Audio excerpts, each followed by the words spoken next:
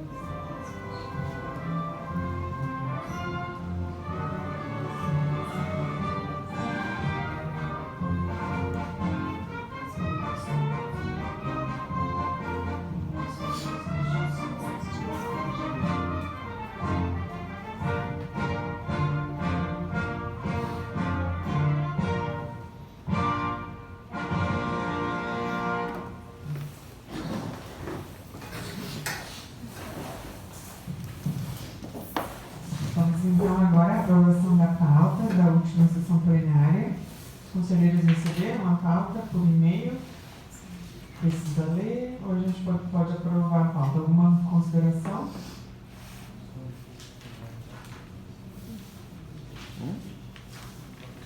Te ler.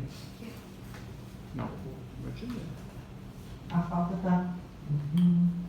Desculpa, já foi para a ata, né? Tem a pauta primeiro, vai depois a ata. Então, primeiro a pauta, a gente tem primeiro as considerações da CEP, depois da CDF e por último da CPFA. A pauta a gente pode aprovar? Então, pauta aprovada e depois a ata. Alguém tem alguma colocação?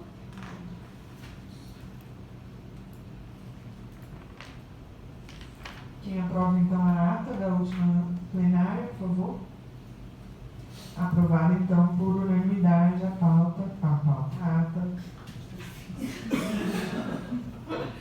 A ata da 78ª sessão plenária.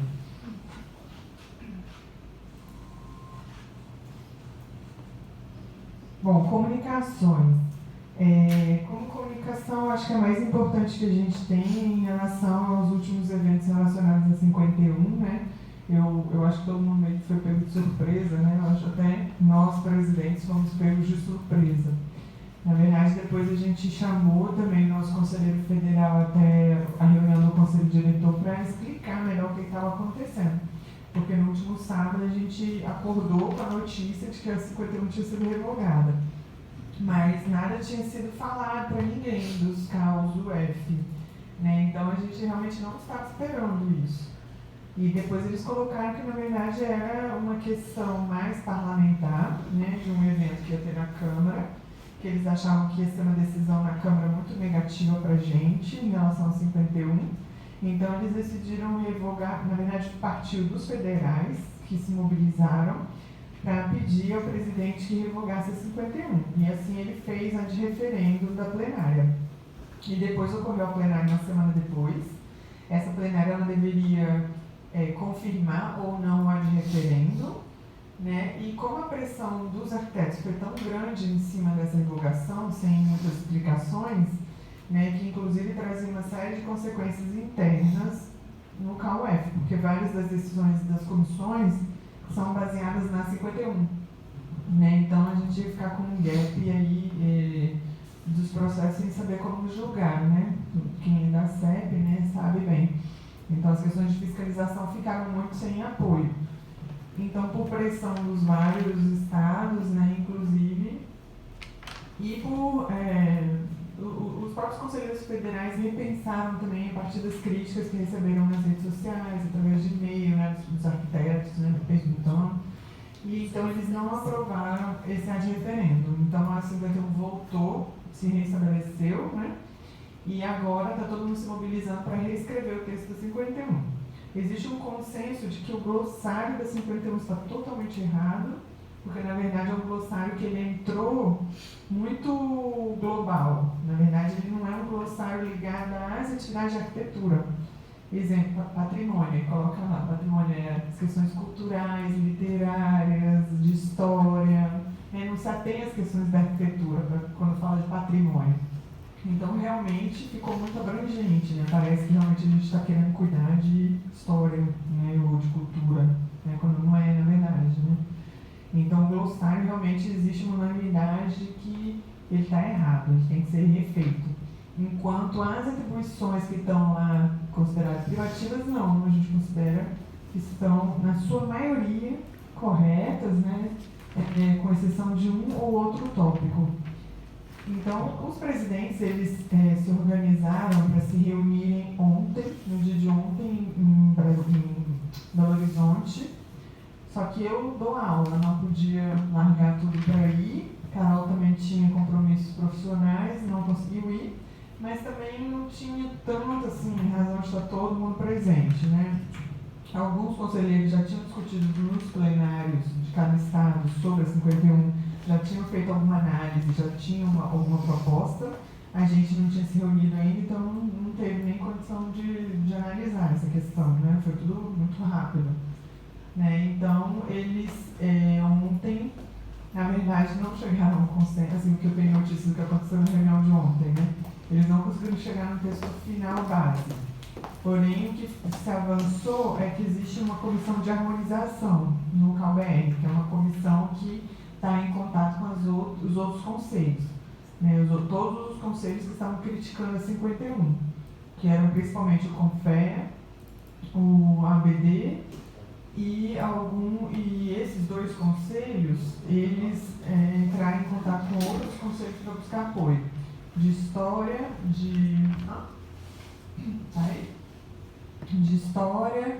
de paisagismo, principalmente, também com relação à arquitetura paisagística, e alguns outros poucos conselhos, né? Então, existe essa comissão formada para conversar com esses conselhos. O que ocorreu ontem foi a inserção de mais um presidente nessa comissão, que antes fazia parte só um presidente, e a gente achou pouco, né? Na verdade, tem 3 federais e um presidente. Então, teve a inserção de mais um presidente nessa comissão para ver se essa comissão anda um pouco mais rápido, né? Porque, na verdade, é uma conversa que não pode demorar, já tem 8 anos, né, essas conversas, né? Então, assim, na verdade, tem que ser acelerado um pouco, né? A gente vê se surtem mais resultados, né? A fim de se conversar e aí, de repente, na nossa 51, rever o glossário e retirar, de repente, um ou outro ponto que pode ser efetivamente um ponto mais polêmico, né? Principalmente questões acadêmicas, por exemplo, né? Diretoria de cursos de arquitetura, algumas outras questões relacionadas a alguma outra atividade que está lá como privativa estrita, né? E talvez, né, tenha uma polêmica um pouco maior com relação ao assunto. Então, eu não sei, de repente, se a gente pode, cada um, de repente, dar uma lida na 51 e quem tiver algo a propor, né, de repente, como mudança, a gente depois debater na próxima plenária para também levar a nossa posição, né? Ou então a gente marca alguma reunião para ver só isso, né? Porque aí a gente pode sentar, né, para olhar com calma, mas realmente é um assunto mais polêmico. Realmente tem pessoas que são mais apegadas a 51, que realmente não pode mudar nada, e outras pessoas que são mais flexíveis e dizem, não, a gente tem, né, que tirar alguns pontos para ficar mais apaziguado, assim, vamos dizer, com as outras os outros conselhos, né? A meu ver, existem alguns pontos errados mesmo, excessivos. A maioria das pessoas acha que a 51 é excessiva, mas a gente tem que negociar, né? A gente tem que negociar com os outros. Assim. Tem pontos que a gente tem que manter sim e a gente precisa que os outros conselhos abram mão, né? E permitir, né, realmente essa atividade privativa de quem realmente estuda isso, né? Então acho que a gente tem que brigar sim, né, pelas nossas áreas principais privativas. E é isso, eu acho que alguém quer colocar alguma coisa com relação a isso.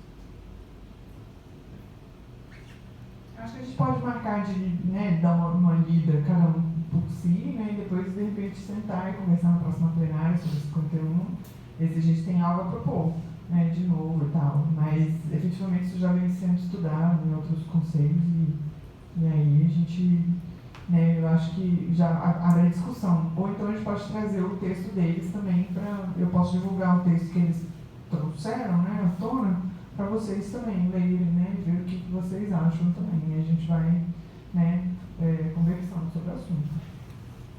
Então esse era o tema principal, na verdade. Só uma perguntinha. O que vem acontecendo é o que? Algum outro projeto de lei que quer que tire as nossas atribuições para passar isso para ou dividir isso com outras categorias? Na verdade, existe o projeto de lei desse deputado federal que chama Ricardo Izá.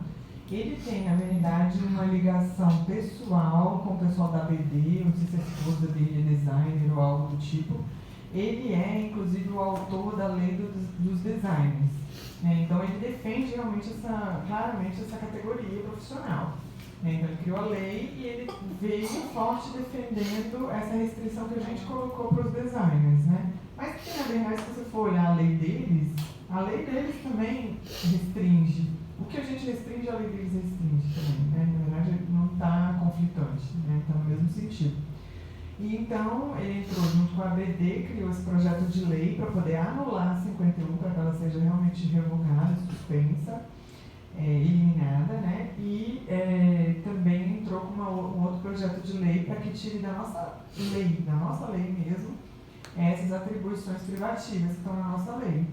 Então, ele está com essas duas propostas lá. Essas propostas já vêm desde o ano passado, só que como ocorreram as eleições, houve um gap, né? Porque a comissão que estava tratando do assunto se dissolveu e depois se recompôs no início desse ano com personagens diferentes. Então, começou a movimentação parlamentar novamente.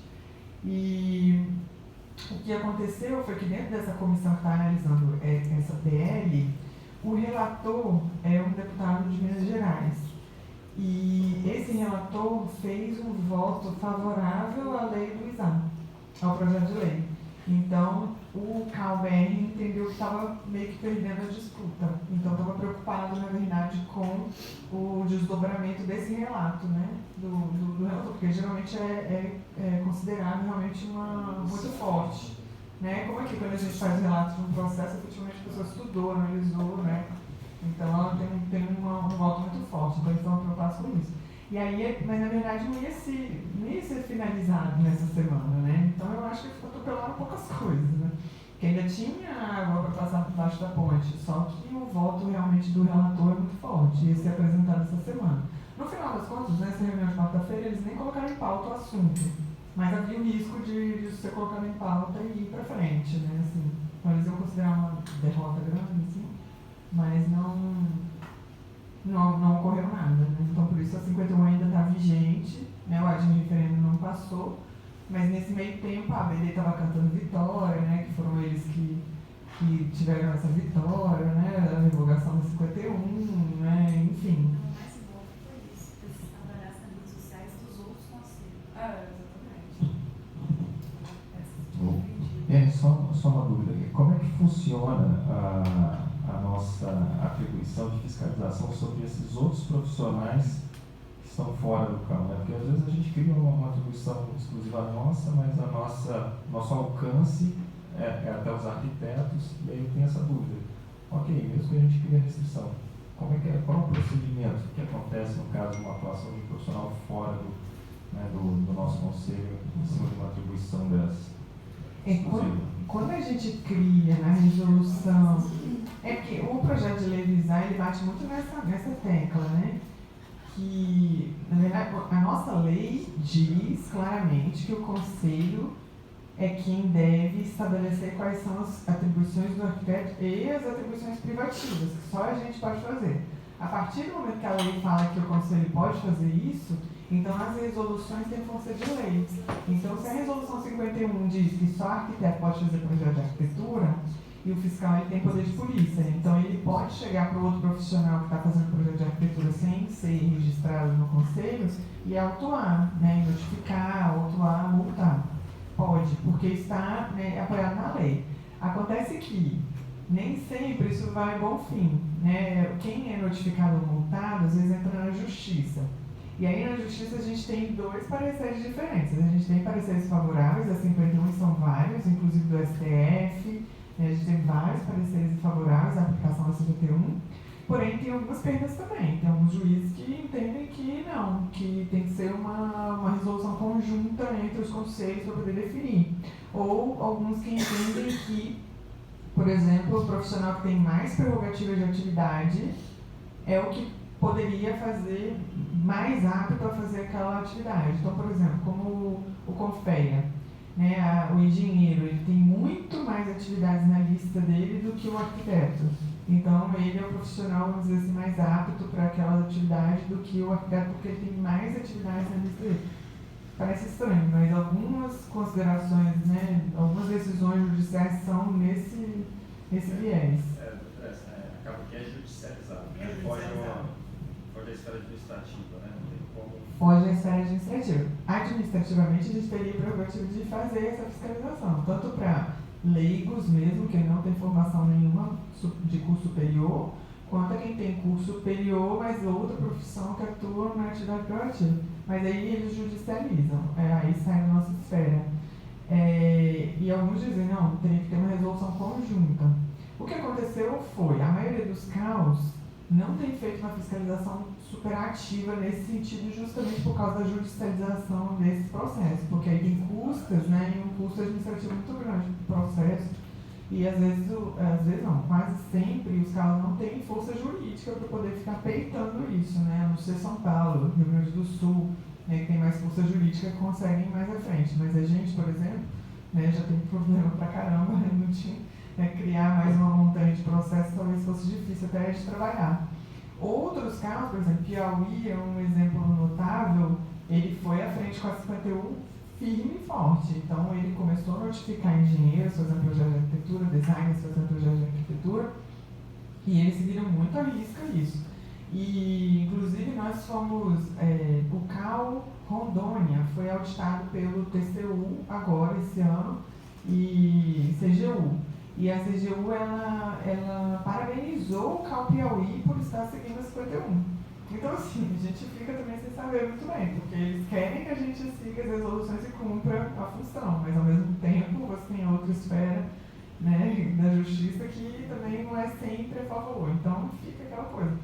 Então, administrativamente, a gente não sabe muito bem como agir, né? Nessa gestão, a gente esperou que a comissão de harmonização fosse mais à frente, um pouco mais rápido, mas nada se fez, né, nesse sentido. Então a gente ficou realmente na mesma de quando começou a gestão. Realmente não houve avanço, né, o ideal seria realmente que os conselhos sentassem e decidissem sem sombreamentos, né, nas privativas, obviamente, né, mas efetivamente agora ainda está bem complexo.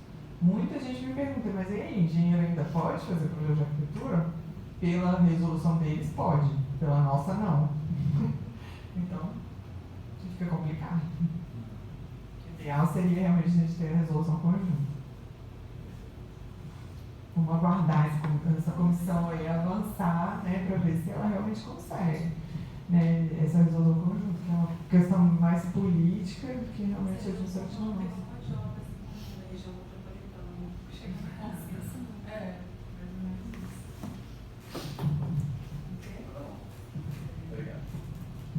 Eu acho que comunicações eram essas. No mais, a gente está organizando o evento de ATIS para esse ano. ainda não está bem formatado, mas a gente pensa que vai ter um dia voltado para a esfera pública, então com a apresentação de cases da Prefeitura de Vitória, né, que já está até confirmado, né, o Sérgio Sá, para falar para a gente sobre confirmado, e também da Defensoria Pública, no caso de regularização fundiária, né, confirmada também. E a gente vai sentar com a Defensora Pública também para ver um acordo, para ver o que dá para colaborar também no caso da regularização fundiária. E a gente ainda está formatando, vai ser, eu acho que, o grande evento, né, para esse segundo semestre, né, esse evento de ativos. E depois, para o fim do ano, a gente teria um evento para fechar, né, o ano, como a gente sempre faz, que seria o 15 de dezembro.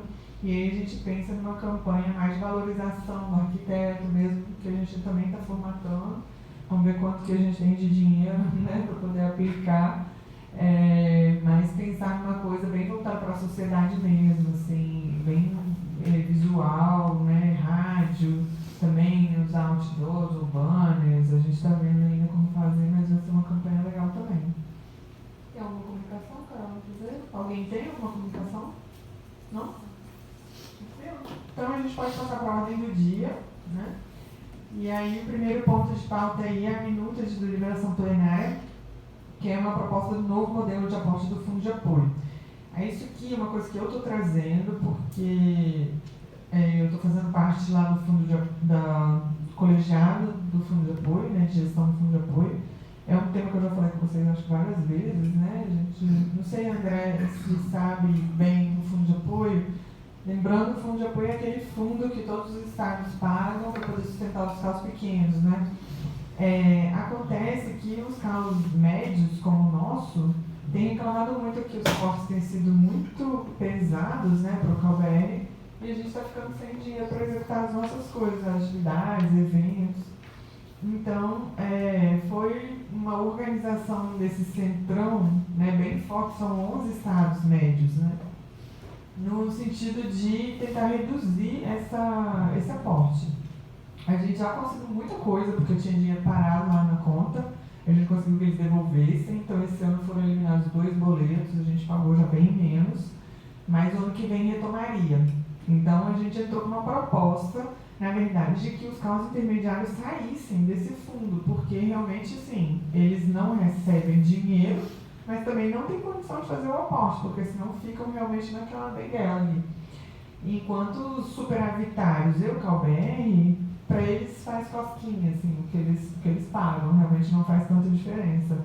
Então, o presidente do Ceará, ele fez uma análise e ele viu que todos os calos intermediários e os pequenos juntos colaboram com só 15% de todo o fundo.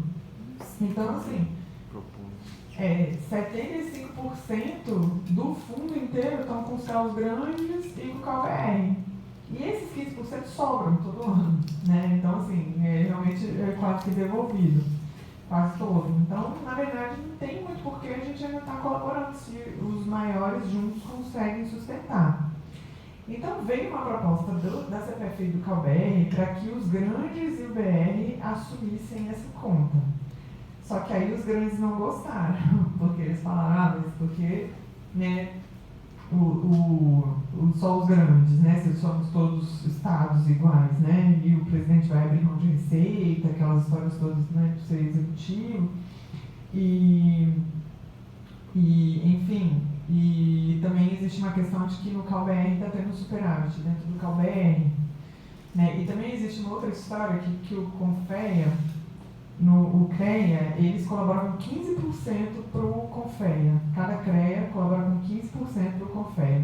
E nós, quando fizemos a lei, nós não colocamos 15, colocamos 20. Então nós colaboramos com 20 para o CalBR, que era justamente para ele cuidar dessas coisas, né, cuidar desse fundo.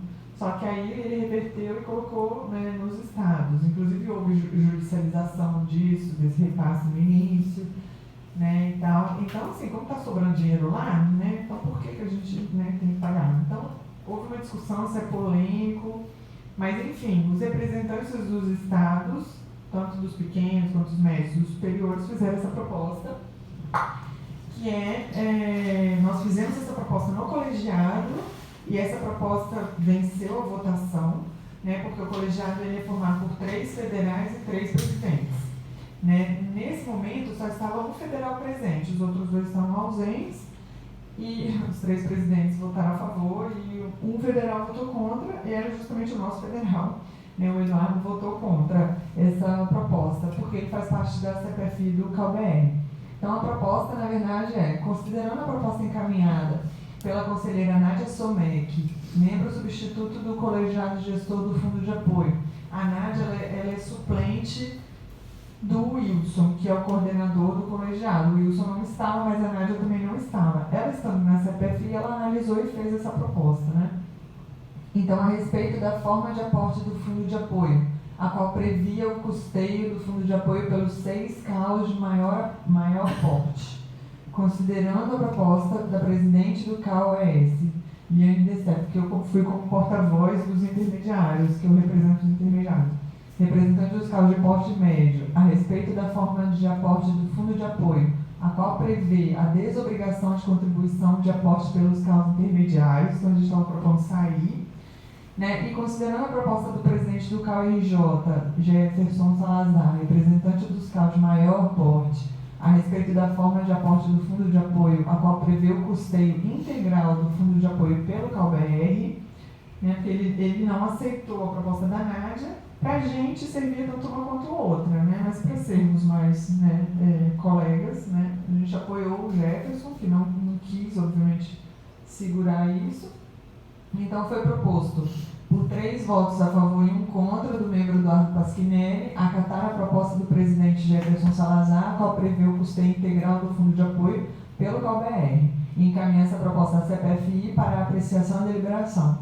Então, o que acontece? O colegiado, o Fundo de Apoio, ele não delibera, ele só propõe para a comissão deliberar a respeito, que é a CPFI. Então, o colegiado fez essa proposta da CPFI. Acontece que a gente acha que a CPFI talvez não acate isso, né? Porque são, de qualquer maneira, membros do CalBR. Então, o que a gente está propondo em cada CAU intermediário é que isso seja colocado na plenária de cada estado para fortalecer, né, essa medida e encaminhar para o CalBR, né, para os federais, para dar mais força, né, a essa proposta, né? Então, assim, na verdade, o que eu estou trazendo para vocês é que a gente deva também fortalecer essa ideia do tipo, olha, a gente, né, não tem condições de bancar isso, porque a gente também precisaria de um apoio, né? E então fortalecer essa decisão aqui do fundo com uma decisão plenária nossa, que vai ser encaminhada para a CPFI também, né? Na verdade, vai ser encaminhada para o presidente para encaminhar a CPFI.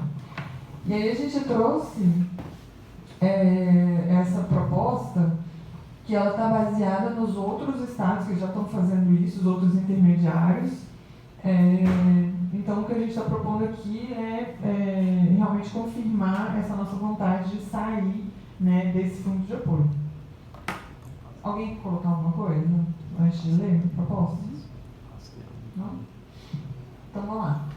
Então, essa deliberação plenária, aprovação e recomendação de apoio referente à proposta número 11 de 2019 do colegiado gestor do Fundo de Apoio do CalBR, que versa sobre o novo modelo de aporte ao Fundo de Apoio. Então, o plenário do Conselho de Arquitetura e Urbanismo do Espírito Santo, no uso da atribuição prevista no regimento interno, considerando a proposta número 11 do colegiado de governança do Fundo de Apoio, considerando que o colegiado de governança do Fundo de Apoio acatou a proposta do presidente Jefferson Salazar, a qual prevê o custeio integral do Fundo de Apoio pelo CalBR, considerando que o assunto aludido é de interesse do CAU Espírito Santo, uma vez que se trata da contribuição de aportes pelos CAUs intermediários, esse Szinho teria que tirar, porque na nomenclatura eles estão colocando só CAU intermediários. Só o Szinho. Isso. Considerando que o plenário do CAU Espírito Santo manifesta-se sobre assuntos de sua competência mediante ato administrativo da espécie de deliberação plenária, que será publicada no sítio eletrônico da autarquia, de acordo com o regimento interno, de 21 de agosto de 2018, deliberou aprovar a proposta número 11 do colegiado gestor do Fundo de Apoio, a qual prevê o custeio integral do Fundo de Apoio pelo CalBR, recomendar o apoio e voto favorável do Conselheiro Federal do Espírito Santo e encaminhar essa deliberação no sítio eletrônico do CAUES. Seria publicar, não? E encaminhar posteriormente ao CAUBR, né? Pra... Insere isso.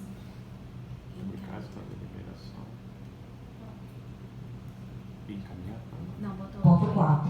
Ah, No item 2, a gente tem que recomendar que o ato de poste, por favor. Isso, é porque vai para a Essa CPFI. deliberação. Não tô com. Mas ele vai ter novo voto na CPFI, Ao CAUBR. porque ele faz parte da CPFI também. Isso é só uma recomendação. É uma Para recomendação. conhecimento. É porque, na verdade, assim, a gente está conhecimento pedindo, e. né, que ele apoie a nossa proposta. É uma recomendação. É porque, assim, a gente se baseou também nessa deliberação, o CAU Mato Grosso fez também, e o Conselheiro Federal do Mato Grosso é o coordenador da CPFI e o coordenador do colegiado do Fundo de Apoio. Só que ele teve uma cirurgia no momento e não participou da reunião. Mas ele também é bem favorável, assim, a uma renegociação, né, desses aportes. Justamente por entender que o CAU deles também tem essa dificuldade, né? Todos esses têm. Nós, Mato Grosso do Sul, Ceará, Alagoas, Distrito Federal, são muitos, assim, que estão realmente no limite, né, de não conseguir fazer muita coisa. Quantos são os CAUs carentes?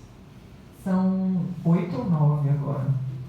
Alagoas saiu, o próximo quase lá, Amazonas está quase saindo também, porque existia um limite, né? Mas ainda são muitos.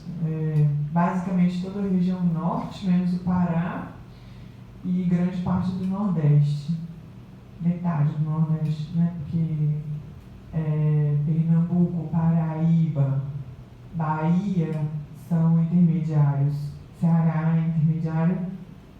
Aí os pequenos são Maranhão, Sergipe,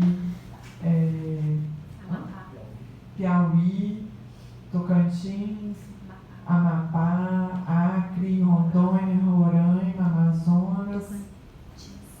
Tocantins também é pequeno. Piauí.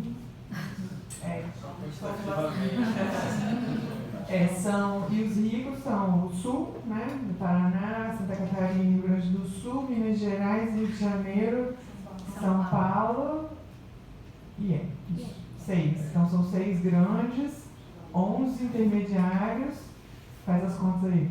Já deu 17 e 10, então, né? Isso, são 6 grandes, 11, deu 17, faltam 10, né? São 10 pequenos, então. Ou são 12 intermediários. São 12 intermediários, porque a Lagoa saiu, né? Então são 12 intermediários e 9 pequenos. Ainda é gente pra caramba. Mas tem uns que estão ali no limite mesmo, assim, pra sair. Eles precisam de pouco. Pra sair. Aí, né, talvez.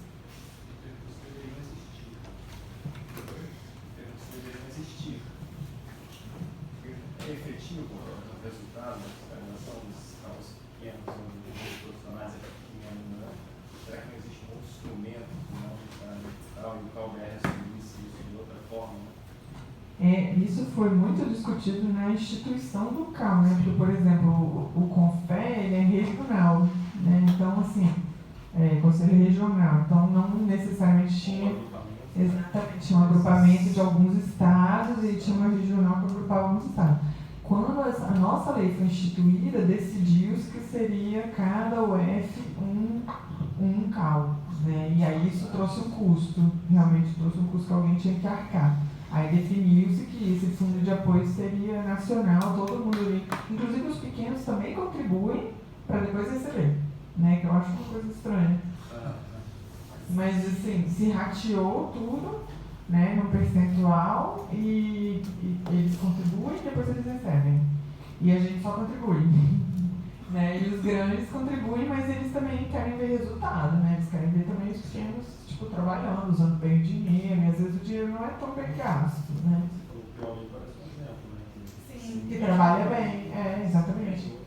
Se empenhou. Tocantins teve resultados bons também de recuperação de crédito, né? De queria comprar sede, fazer sede, então fez um trabalho de recuperação de crédito bom. Então, assim, tem casos que realmente trabalham muito bem.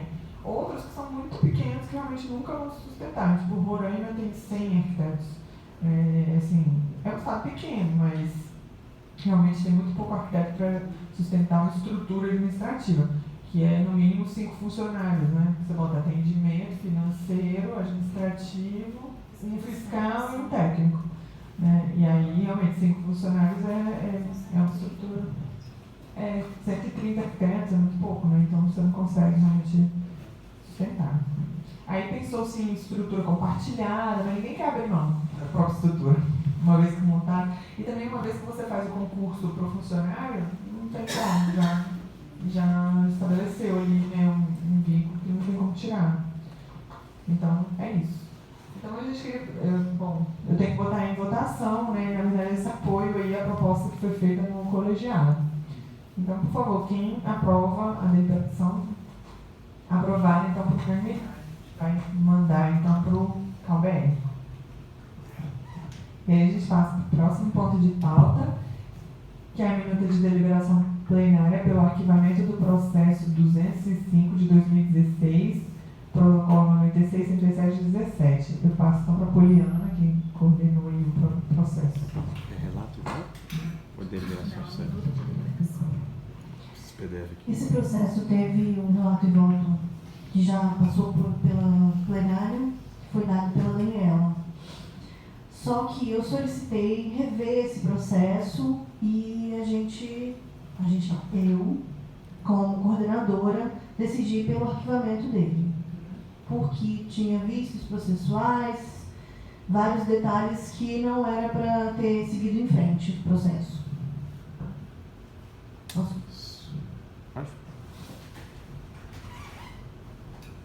Anulação do ato administrativo, auto de infração 10.039.124 de 2016, por vício de legalidade. Considerando a deliberação número 88 de 2019 da CEP-CAL-ES, aprovada na 58ª reunião ordinária, realizada no dia 3 de setembro de 2019, deliberou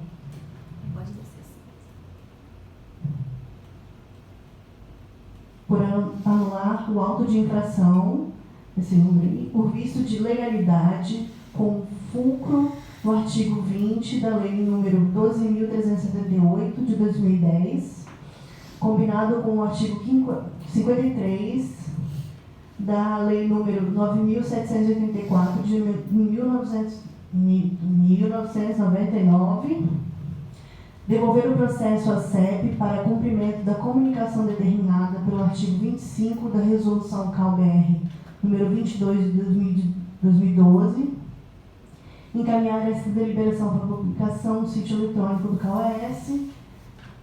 Essa deliberação entra em vigor na data da sua publicação. Esse era aquele processo que a gente já tinha conversado, né? Ok. Então, todo mundo tem memória? Alguém quer perguntar? Não tem memória, né, na verdade.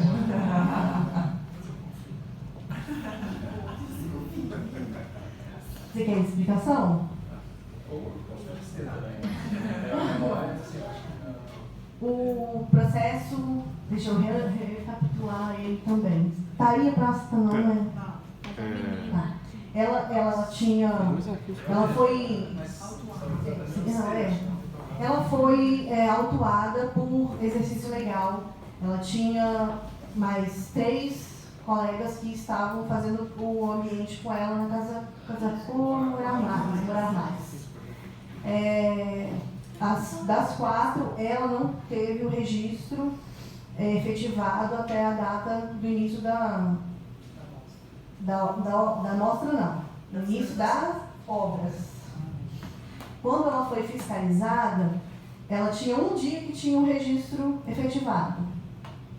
Ela foi notificada por emitir o RRT, não emitiu, aí foi solicitado que ela fizesse extemporânea, mas extemporânea ela não poderia fazer porque ela ainda não era arquiteta.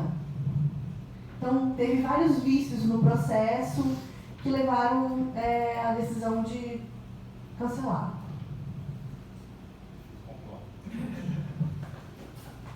Vamos lá então, quem aprova a deliberação plenária pelo arquivamento do processo? Então, aprovar por unanimidade. E a gente passa para o próximo ponto, que agora é a apresentação do planejamento da fiscalização de outubro. Então, eu repasso a Poliana. Vou pedir a Ju para ajudar. Só tem que ampliar um pouquinho, porque É por causa do microfone, Juliana, para gravar depois para fazer.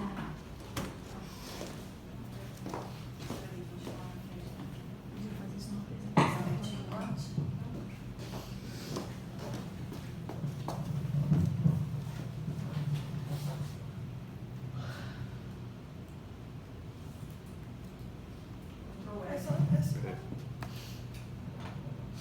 Aí já dá para ver. Boa noite a todos, né? Olha só para André entender também, né? Primeiro, a plenária ser efetiva, né? As fiscalizações fora da Grande Vitória, elas acontecem uma vez por mês no interior, né, do estado. E 2 vezes por semana acontecem na terças e quintas dentro da Grande Vitória. E a gente só tem 2 fiscais, além da fiscalização que a gente faz também virtual, né? Então a gente colocou ali nas terças e quintas, revezando ali tanto o Saulo, que é um fiscal, quanto a outra fiscal, que é a Carla, e vai ter uma fiscalização fora da Grande Vitória, na terceira semana, né, nos dias 15 e 16.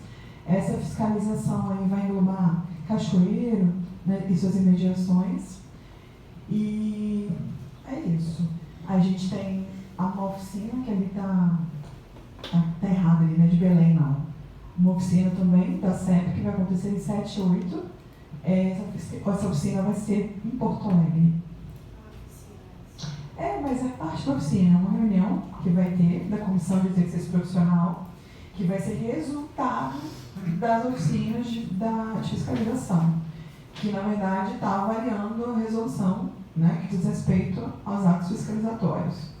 E vai ser exatamente nessa reunião que vai acontecer, esse encontro nacional aí, que vai ser apresentado como que de fato essa resolução ficou, depois de toda a análise, né, jurídica e de todos os apontamentos realizados por cada KUF. Se tiver alguma dúvida, alguém? Por favor?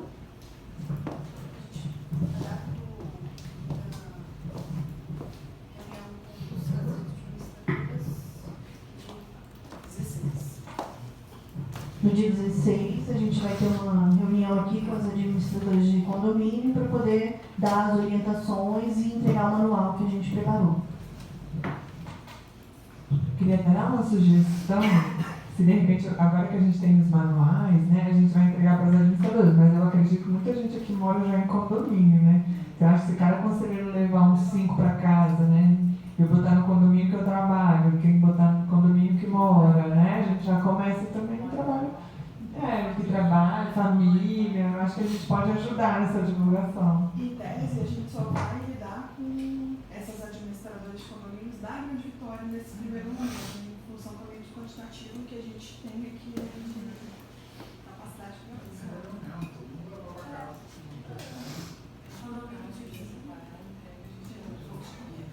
Eu fiquei olhando o elevador lá no meu condomínio, falei, cabe um papelzinho aqui do carro.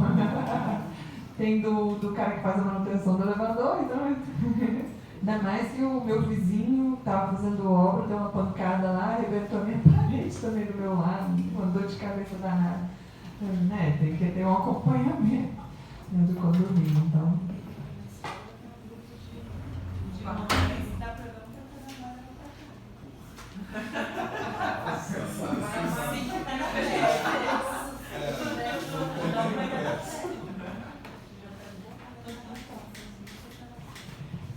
Alguma consideração em relação à fiscalização? Acho que é tranquilo, né? Bom, vamos então para o próximo ponto, que é ponto 6.4, né? que é a minuta de deliberação plenária para o representante titular do Comando de Colatina. Então, passo a Poliana de novo.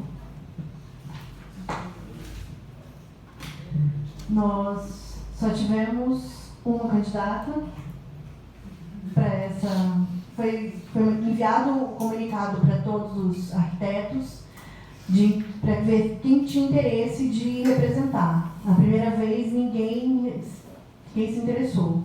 Enviamos novamente, através da comunicação, e aí apareceu essa única candidata. Então foi selecionada ela. Tá. A Tamires. Tá. Fora que abriu 2 vezes, né? O que é? Abriu 2 vezes. Isso Se não tivesse ativo, ia ter que ser. a gente fazia ela ficar em dia para ser. Isso aí. Indicação de representante para Conselho Municipal do Meio Ambiente, Comando de Colatina. Indica representante titular. Esse aí é o seu. Não dele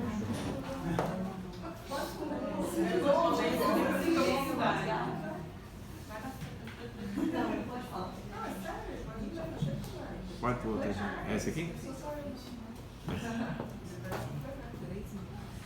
A Comissão de Exercício Profissional, CEP-CAUES, reunida ordinariamente em Vitória, na sede CAUES, na 58ª reunião ordinária realizada no dia 3 de setembro de 2019, no uso das competências que lhe conferem o artigo 2º do inciso 3º, a linha B da resolução número 30 do CAU-BR, que dispõe sobre os atos administrativos, e o inciso 16 do artigo 83 do regimento interno do CAU-ES, após análise do assunto em epígrafe, considerando a solicitação de indicação de representante titular para o Conselho Municipal de Meio Ambiente de Colatina, Comando, e considerando a análise dos currículo recebido por interessados nas vagas, deliberou por designar o arquiteto urbanista listado abaixo para o Conselho Municipal do Meio Ambiente de Colatina, Comando, Tamires Fernandes da Silva, como representante titular do CAUES. Foi solicitado só mesmo um representante, não foi nem 2. Não foi solicitado do suplente, não.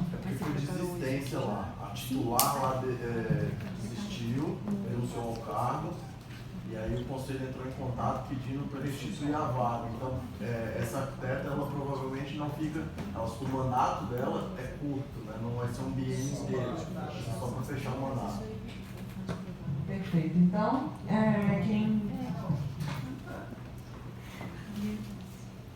quem aprova a deliberação plenária, por favor, aprovado por unanimidade.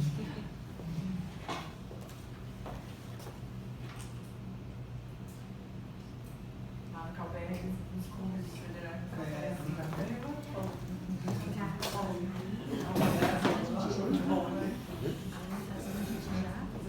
Já não. Físico e mental.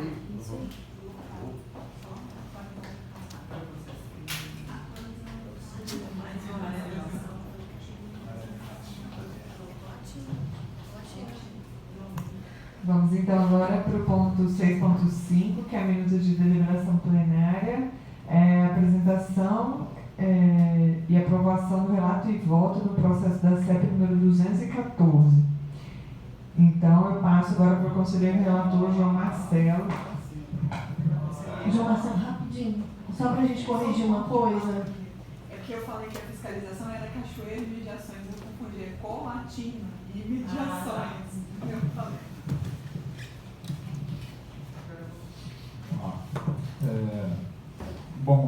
Isso é um processo que houve um recurso aqui no plenário, processo número 214 de 2016.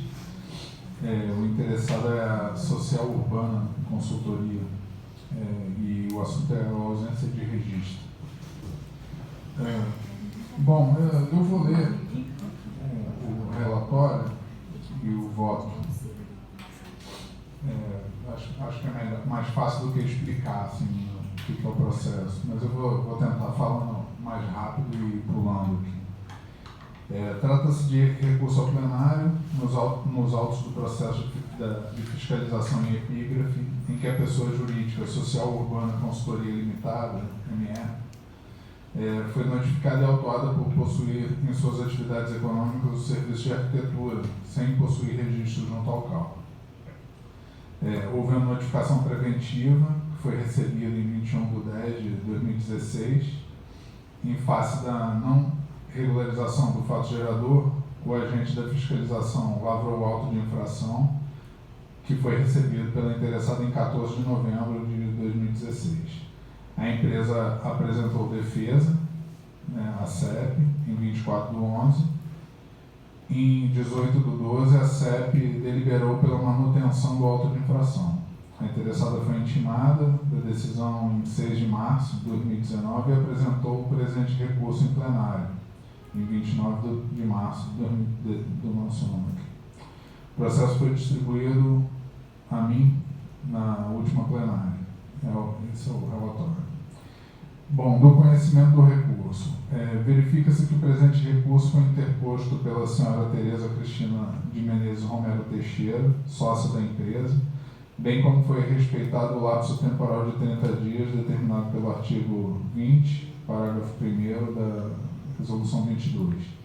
Dessa forma, por estarem presentes os pressupostos da legitimidade e tempestividade, conheço o recurso e passo a análise do mérito. Da preliminar de nulidade da notificação, que ela pediu que fosse anulado.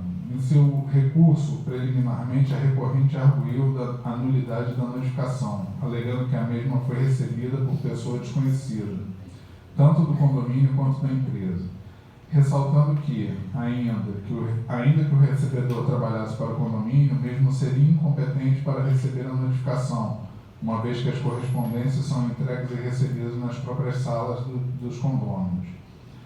Rejeito a preliminar de nulidade da notificação. Por quê? O artigo 26, parágrafo 3º da Lei 9.784 de 99, determina, o artigo 26, vamos lá. O órgão competente perante o qual tramita o processo administrativo determinará a intimação do interessado para a ciência de decisão ou efetivação de diligências. O parágrafo 30. Terceiro, desculpa. A intimação pode ser efetuada por ciência no processo, por via postal com aviso de recebimento, por telegrama ou outro meio que assegure a certeza da ciência do interessado. No mesmo sentido, o artigo 42 da Resolução 22 determina que a notificação e o auto de infração deverão ser entregues por correspondência remetida por via postal com aviso de recebimento, AR, ou por outro meio legal admitido que assegure a ciência da pessoa física ou jurídica autuada. É mister ressaltar que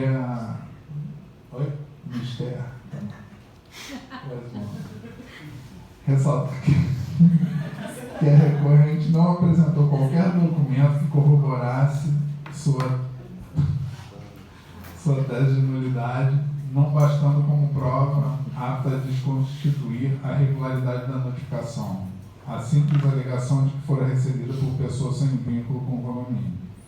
Desta arte, verifico que a intimação foi regularmente recebida no endereço da recorrente registrado perante a Receita Federal, satisfazendo os requisitos dos normativos supracitados.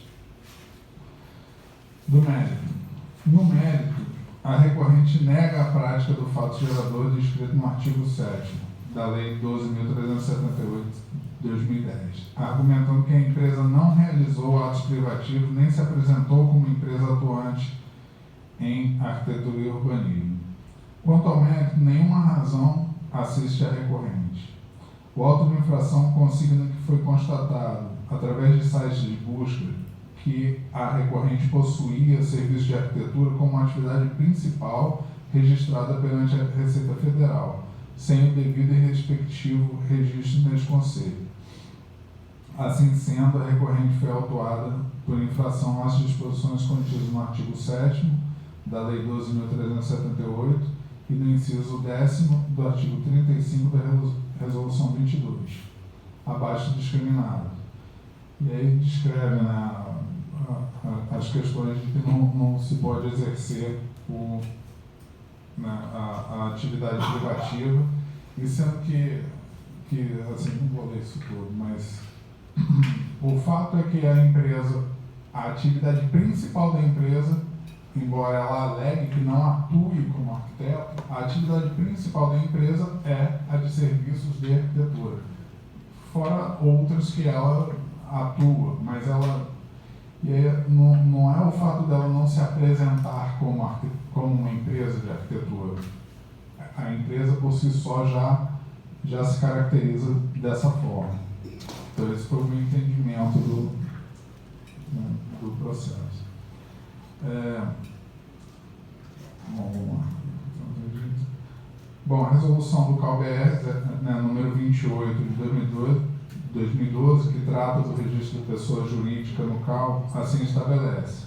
O artigo 1º, em cumprimento ao disposto na Lei 12.378, de 31 de dezembro de 2010, ficam obrigadas ao registro nos Conselhos de Arquitetura e Urbanismo dos Estados e do Distrito Federal.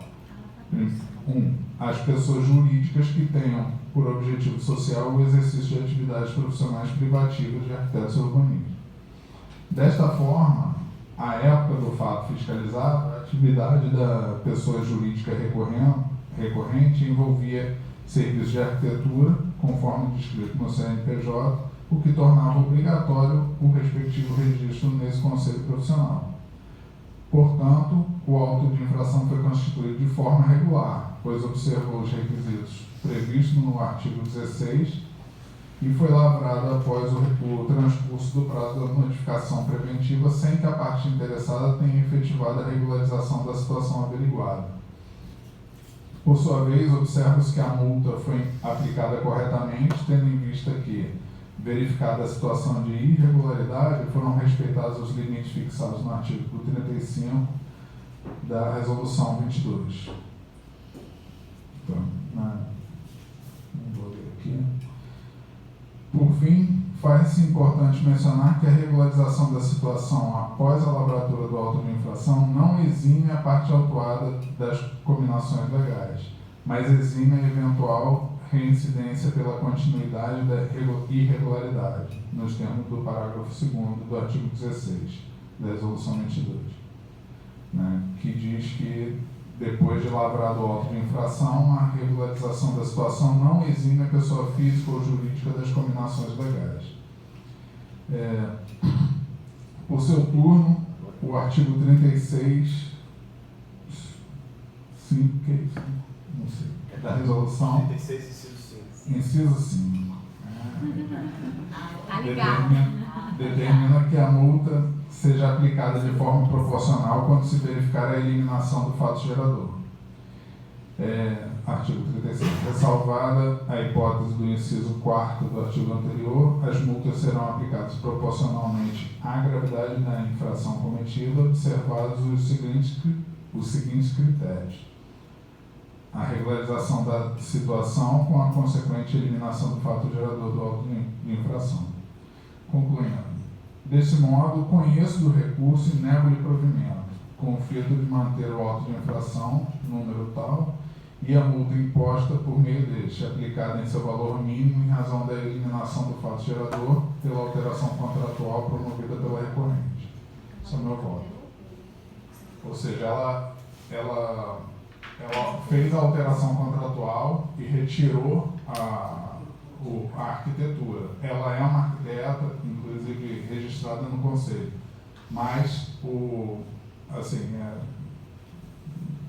ela estava fazendo algo errado. Se a gente for seguir a legislação, ela deveria estar inscrita no conselho, regularizada, e ela o que ela alega, é que ela não trabalha como arquiteta, não faz o trabalho de arquitetura, mas ela até coloca algumas provas na verdade, algumas notas fiscais emitidas em que não fica claro, a gente não consegue tanto provar que ela não fez quanto que ela fez, Então eu desconsidero isso, no processo, porque tem serviços prestados até para para o PDM de Vila Velha, só que eu não sei se era alguma coisa em relação ao urbanismo ou alguma outra consultoria. Então fica difícil, tanto para ajudá-la quanto para... Mas mesmo assim, como a atividade já consta no CNPJ, eu acho que isso já garante eu acho que a fiscalização foi correta. É isso.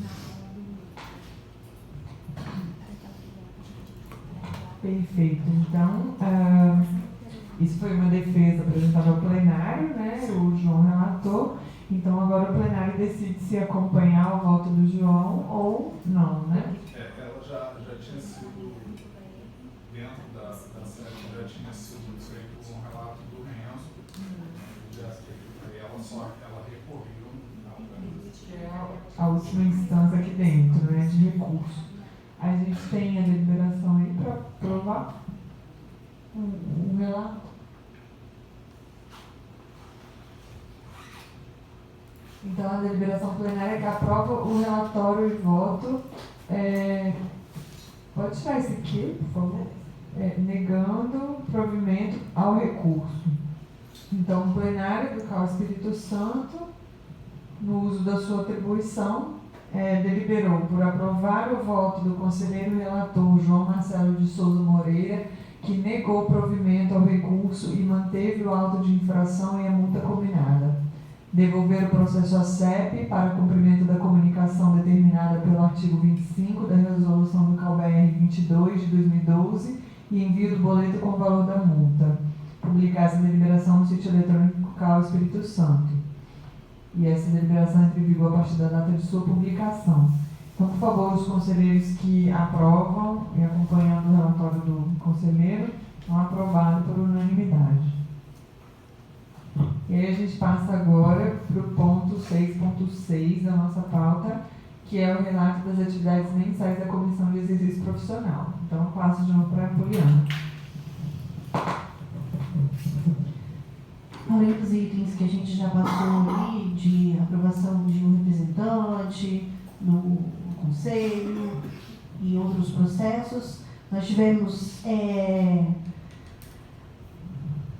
a avaliação de admissibilidade de RDA,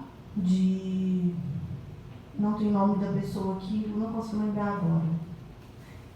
Só que a gente pediu uma consulta desse pedido, porque é difícil avaliar até que ponto a gente vai dar um registro de direito autoral para uma pessoa de uma coisa que às vezes não é um projeto, é um estudo. Uma ideia, isso aí, é a ideia. Então, a gente ainda não fez deliberação, nada relacionado a isso, porque a gente ainda precisa de mais informações. Tivemos a interrupção de registro, análise, né, de protocolo de interrupção de registro.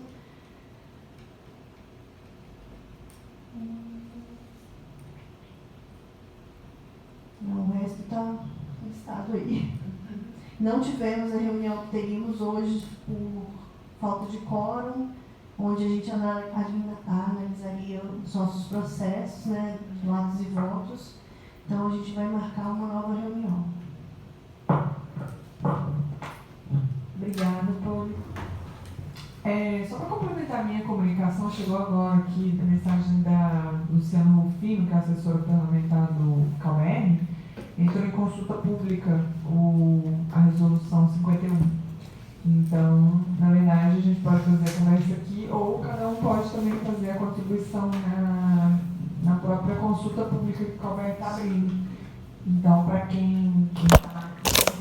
Inclusive, a nossa comunicação, né, Carlos, pode colocar também essa consulta pública também nas nossas redes sociais. Eles mandaram agora, que é depois de... Mandaram agora. Aí, a partir de amanhã, essa semana, a gente coloca também. Beleza. Aí a gente passa para o ponto 6.7, que é o relato das atividades mensais da Comissão de Ética, Disciplina, Ensino e Formação Profissional. Então, eu passo para a conselheira de Éder.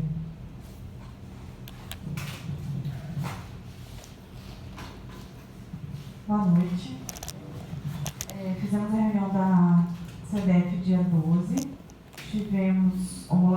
registros profissionais. Também fizemos a parte do reconhecimento do curso da Faculdade de Vale do Picaré, que chegou a informação que o cálculo de tempestividade estava no tempo correto, isso havia feito, fizemos também. Também terminamos o preenchimento dos dados referentes aos eventos, que foi da visita ao VV, né? Fizemos a inserção da planilha